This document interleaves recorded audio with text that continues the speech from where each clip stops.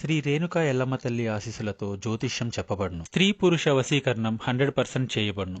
మీ ముఖము, ఫోటో, చేయి, పేరు, వయస్సు, గోత్రం వాట్సాప్ చేయండి. దూర ప్రాంతాలలో ఉన్నవారికి ఒకే ఒక్క ఫోన్ ద్వారా వెంటనే పరిష్కారం చెప్పబడును. ప్రేమ, పెళ్లి, ఉద్యోగం, రాజకీయం, విదేశీ ప్రయాణం, ధనం నిలకడలేకపోవడం, భార్యాభర్తల మధ్య గొడవలు, ఆస్తి తగాదాలు, అప్పుల బాధలు, స్త్రీ పురుషుల ఎటువంటి గుప్త సమస్యలకైనా రోజులలోనే పరిష్కారం చూపబడును. గురూజీ లక్ష్మణ్ గారు. Phone number 9391999512. వృషభ రాశి జాతకులు, మీ ఇంటికి శాపం తగిలింది. మీరు వింటుంది వాస్తవమే, ఇదే జరుగుతుంది. ముఖ్యంగా ఆగస్టు మాసంలో 8వ తేదీన శుక్రవారం తిథి నాడు ఈ రాశి జాతకులు కొన్ని రకాల జాగ్రత్తలతో పాటుగా ఈ దేవత ఆరాధన, ఈ యొక్క పరిహారాన్ని పాటించడం చాలా ముఖ్యం. ముందుగా ఈ వీడియో చూడండి, పూర్తిగా చూడండి. వీడియో నచ్చితే తప్పకుండా ఒక చిన్న లైక్ చేయండి. మీ లైక్ మాకు ఎంతో సపోర్టింగ్ గా ఉంటుంది. ఇక ఆలస్యం వద్దండి, వీడియోలోకి వచ్చేద్దాం. మానవ జీవితంలో ఆటుపోట్లు సహజమే. ఈ రోజున మీ ఇంట్లో ఈ ఘోరం జరగడానికి కారణం మీ యొక్క గ్రహస్థితి. ఇక మీరు వివాహ బంధంలో ఉంటే వివాహితులు మూడవ వ్యక్తి ప్రమేయాన్ని నిలువరించండి. చొరబాటు అస్సలు కానివ్వద్దు. ధనపరమైన నిర్ణయం తీసుకునేటప్పుడు బయట వారితో సంప్రదించొద్దు. వృత్తి, ఉద్యోగ, వ్యాపారాల్లో ఎవరైనా మేలు చేస్తామంటూ మీ దగ్గరకొచ్చినా, ధనపర అవకాశాలు ఇస్తామన్నా ఈ రోజున ఏకపక్ష నిర్ణయాలు మీకు తగవని చెప్పొచ్చు.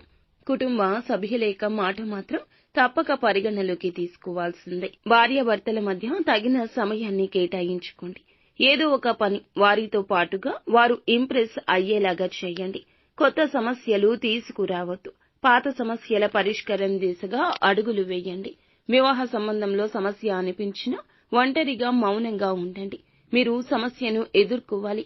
సమస్య గురించి ఆలోచిస్తూ బాధపడవద్దు. సమస్య ఎక్కడ ప్రాణం పోసుకుంది, ఎవరి వల్ల ఈ సమస్య వచ్చింది, ఎందుకు వచ్చింది, ఈ సమస్యకు పరిష్కారం ఎక్కడ దొరుకుతుంది, ఇలా మీ సమస్యల గురించి ఈ రోజు కాస్తంతసేపు ఆలోచించండి. జీవనం ఎలా ఉండాలి అంటే పరుగులు పెడుతూ ఉండకూడదండి. ఒక్కసారి అయినా ఆగి ఆలోచిస్తే తప్పు ఏమిటి, ఒప్పు ఏమిటి తెలుస్తుంది. మనుషులన్నాక తప్పులు చేస్తూ ఉంటారు పరిపాటి. కానీ సరిదిద్దుకొని చక్కగా ముందుకు వెళ్తే ముళ్ల బాట కూడా పూల పాన్పు అవుతుంది. ఇదంతా మన చేతుల్లోనే ఉంటుంది. కాబట్టి ఎవరెవరి దగ్గరకు వెళ్లడం, ఏదేదో అడగడం కన్నా మీలో మార్పుని మొదలు పెట్టుకోండి. పెద్దల మధ్య సమస్యను పరిష్కరించుకుందామని అస్సలు అనుకోవద్దు. ఈ రోజున బంధాల విషయంలోనే కాదు, మీ యొక్క వృత్తి వ్యాపారాల్లో కూడాను మీరు ఎవరి దగ్గరకు వెళ్లి నిర్ణయాన్ని అడగడం మీకు మేలు కలగచేయదు. మీరు చేసిన పనికి గుర్తింపు ఇంకొకరికి రావడం కావచ్చు. ఉద్యోగపరంగా మిమ్మల్ని నెగటివ్ చేసేందుకు ఒక వ్యక్తి ఈ రోజు ప్రయత్నిస్తూ ఉండొచ్చు. కానీ వారితో అప్రమత్తంగా ఉండడమే మీకు మంచిది. ప్రేమగా ఏ అనుమానం రాకుండా వారు నటిస్తున్నారండి. అటువంటి వారి విషయంలో జాగ్రత్త. మీ పని ఎవరికి అప్పగించకుండా ఏ రోజు పని ఆ రోజు పూర్తి చేసుకోవడం, ఎవరి మీద ఆధారపడకుండా చేసుకోవడం. అప్పుడు వారికే అర్థమవుతుంది మీరు వారిని అవాయిడ్ చేస్తున్నారని. మీ బలహీనత ఇక నుంచి ఎవ్వరితో పంచుకోవద్దు. ఒక 10 రోజులు ఇలా పంచుకోకుండా చూసి చూడండి.